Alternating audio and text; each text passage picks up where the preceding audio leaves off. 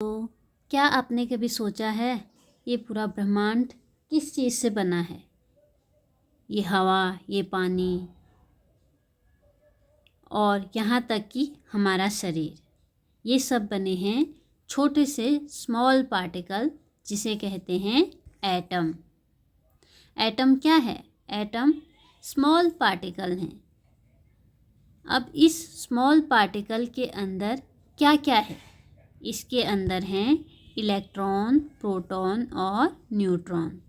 ये electron, proton और neutron रहते कहाँ हैं और इस एटम की पहचान क्या है, इसको हम देखेंगे।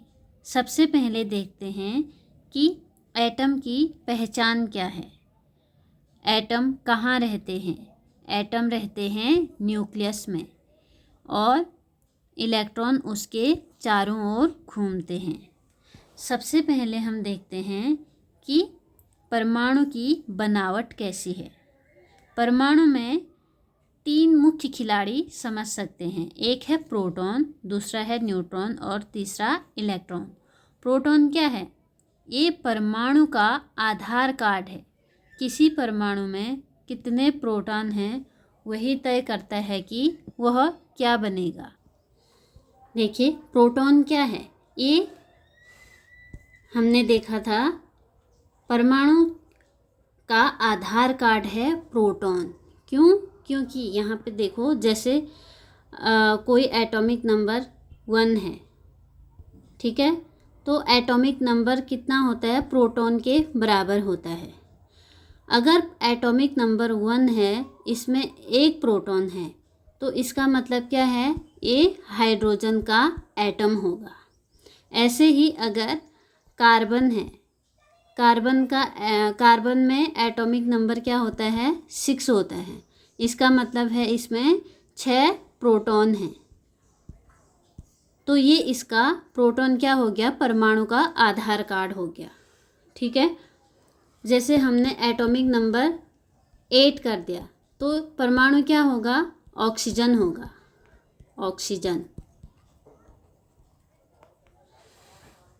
क्या है? प्रोटॉन परमाणु का आधार कार्ड। किसी परमाणु में कितने प्रोटॉन हैं वही तय करता है कि वह क्या बनेगा। अगर 6 प्रोटॉन हैं तो वह कार्बन बनेगा।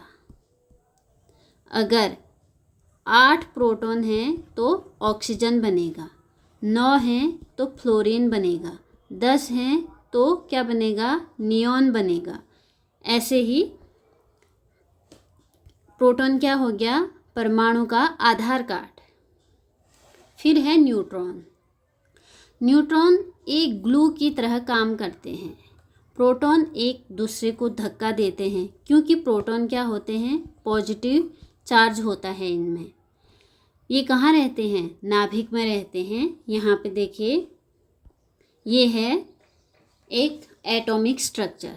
इसमें प्रोटॉन और न्यूट्रॉन नाभिक में रहते हैं। ये नाभिक है, यहाँ पे प्रोटॉन और न्यूट्रॉन रहते हैं और उसके चारों तरफ ये क्या हैं? इसके ऑर्बिट है। ऑर्बिट KSLL MN करके देखते हैं हम। ये है ऑर्बिट। यहाँ पे इलेक्ट्रॉन घूमते रहते हैं, ठीक है। तो यहाँ पे देखो न्यूट्रॉन क्या है? एक ग्लू की तरह काम करता है। प्रोटॉन एक दूसरे को धक्का देते हैं क्योंकि प्रोटॉन में पॉजिटिव चार्ज होता है, तो नाभिक में बहुत सारे प्रोटॉन हैं, तो ये रिपेल करते हैं, एक दूसरे को दूर धकेलने की कोशिश करते हैं। लेकिन न्यूट्रॉन क्या करता है? इन दोनों को बांधे रखने का काम करता है, ग्लू का काम करता है, ठीक है।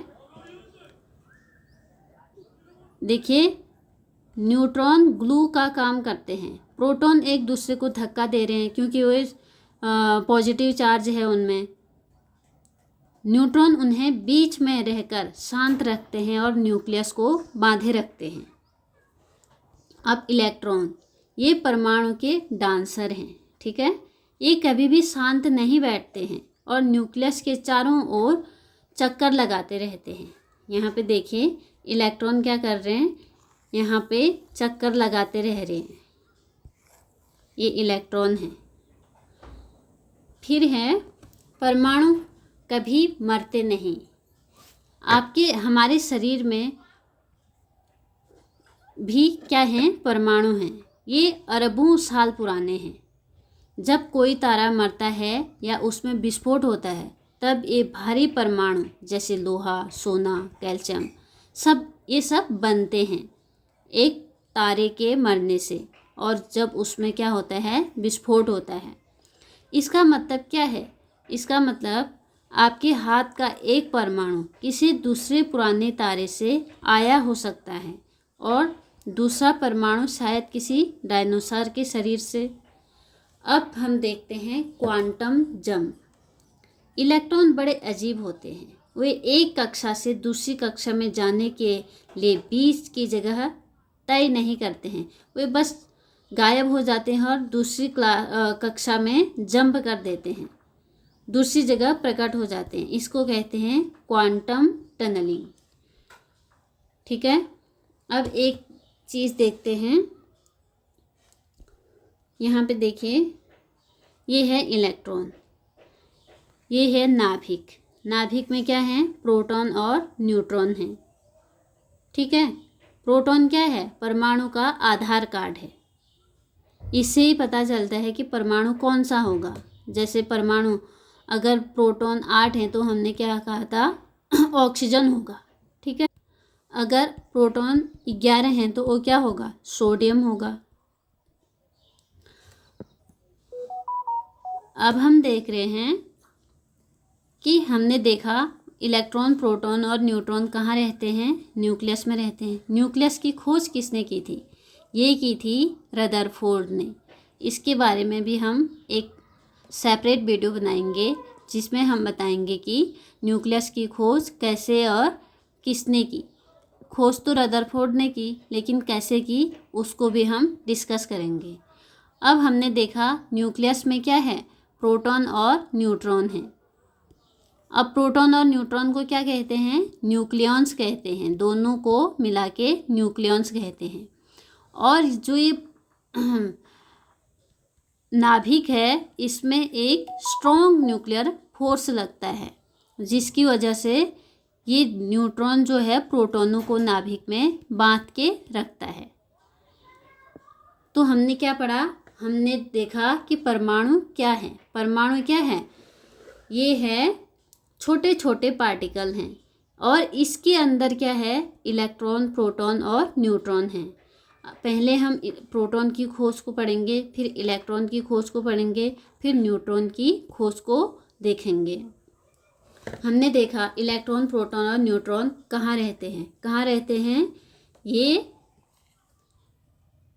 प्रोटॉन और न्यूट्रॉन नाभिक में रहते हैं, नाभिक के अंदर रहते हैं, और इलेक्ट्रॉन नाभिक के चारों ओर घूमते रहते हैं। ठीक है, आज के लिए इतना ही। फिर एक नई वीडियो के साथ फिर से देखेंगे। Thank you.